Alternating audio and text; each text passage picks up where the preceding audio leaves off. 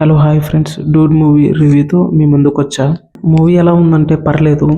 ఇంతకుముందు ఆర్య 2 మూవీ చూసిన ఫీల్ అయితే వచ్చింది. డైరెక్టర్ కూడా ప్రీ రిలీజ్ ఈవెంట్లో కూడా చెప్పాడు కదా, ఆర్య 2ని ఇన్స్పైర్ అయ్యి తీసా అని. సేమ్ అదే కనిపిస్తుంది మూవీలో కంటెంట్ చూస్తుంటే. కానీ కొంచెం క్రియేటివిటీగా కొత్తగా అనిపించింది చూసేటప్పుడు థియేటర్లో. పర్లేదు, బాగానే ఉంది అని అనిపించింది. సాంగ్స్ కానీ, యాక్టింగ్ కానీ, స్టోరీ ఫార్మేషన్ కానీ, స్క్రీన్ ప్లే కానీ, డిఓపి వర్క్ కానీ, సినిమాటిక్ షార్ట్స్ కానీ, డ్యాన్స్ కానీ ఓకే అనిపించింది. యాక్టర్స్ ప్రదీప్ రంగనాథన్, మమిత బైజు, నేహా శెట్టి, శరత్ కుమార్. ఇంకా ఈ మూవీ తీసిన డైరెక్టర్ పేరు కీర్తి సర్వన్. కొత్త ఫిలిం మేకర్, కొత్త డైరెక్టర్ అయినా చాలా మంచిగా తీశాడు. కొత్త స్టోరీతో వచ్చింటే చాలా బాగుండేది. కొన్ని చోట్ల ఆ ఫీలింగ్ అయితే వస్తుంది మధ్యలో చూసేటప్పుడు. ఆర్య 2 సేమ్ కథనే కదా, సేమ్ లవ్ స్టోరీనే కదా, సేమ్ ఫ్రెండ్స్ ప్రేమించుకుంటారు. తర్వాత ఫ్రెండ్ ప్రేమ కోసం ఇంకో ఫ్రెండ్ త్యాగం చేయడం, ఇంకో ఫ్రెండ్ హెల్ప్ చేయడం, ఇలాంటివి జరుగుతూ ఉంటాయి కదా. బట్ సేమ్ దీంట్లో కూడా అలానే జరుగుతుంటది. సేమ్ అదే స్టోరీని కొంచెం కొత్త వేలో తీసుకెళ్ళాడు.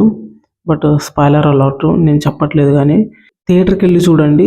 సేమ్ నేను చెప్పినదే మీకు తెలుస్తుంది. థియేటర్లో చూసిన తర్వాత వచ్చి రివ్యూ చూడండి, అర్థమవుతుంది మీకు నేను ఏం చెప్పాను అనేది. మూవీ పాజిటివ్ విషయానికి వస్తే acting, direction, screen play, story continuity చాలా బాగుంది. ప్రదీప్ రంగనాథన్ ఎంట్రీ నుండి ఎండింగ్ వరకు సేమ్ ఎనర్జీతో యాక్టింగ్ చేశాడు, అంత బాగుంది. మమిత బైజు యాక్టింగ్ అయితే ఇంకా చెప్పనక్కర్లేదు, ఓకే బాగుంది.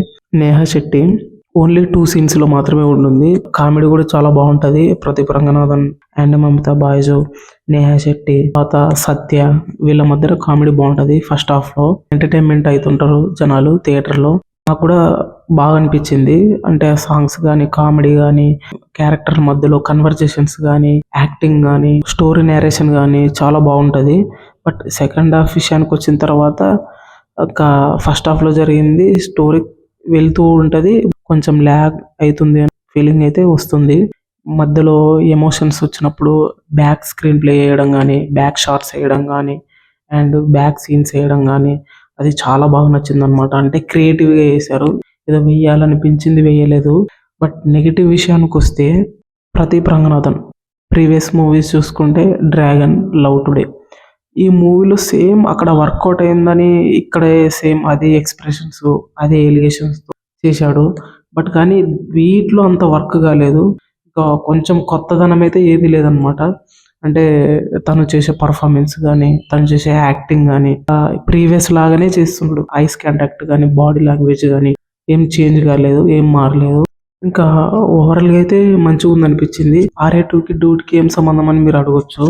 సంబంధం ఉంది, బట్ ఎక్కడో చూసామనే ఫీలింగ్ అయితే వస్తుంది. బట్ చూడలేదు అని అనిపిస్తుంది. ఆర్య 2 సినిమా అందరూ చూసింటారు. సేమ్ దీంట్లో కూడా కొంచెం అదే కాన్సెప్ట్ ఉంటుంది. నేను చెప్పడం కాదు, డైరెక్టర్ చెప్పాడు. నేను ఆర్యని ఇన్స్పైర్ అయ్యి తీశానని. సేమ్ మీరు మూవీ చూసిన తర్వాత చూడండి, ఆర్యలాగా ఉందంటే కామెంట్ చేయండి. ఓకే గైస్, ఇది డూడ్ మూవీ రివ్యూ. మీకు ఎలా అనిపించిందో కామెంట్ సెక్షన్లో కామెంట్ చేయండి. అండ్ తెలుసు కదా మూవీ రివ్యూ కూడా తొందరలో పెట్టేస్తున్నా. Okay, bye.